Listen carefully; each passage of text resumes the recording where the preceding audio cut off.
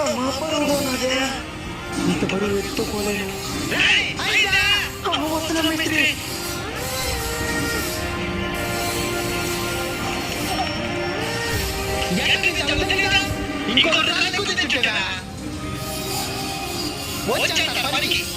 డబ్బు తీసుకోపోయేదానికి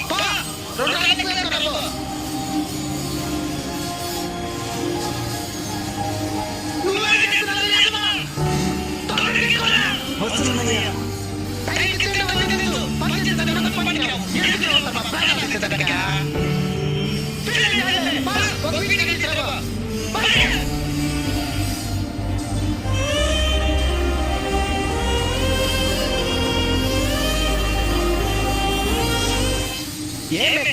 ఇంత టైం అవుతున్నారు, ఇంతవరకు వర్క్ స్టార్ట్ చేయలేదు.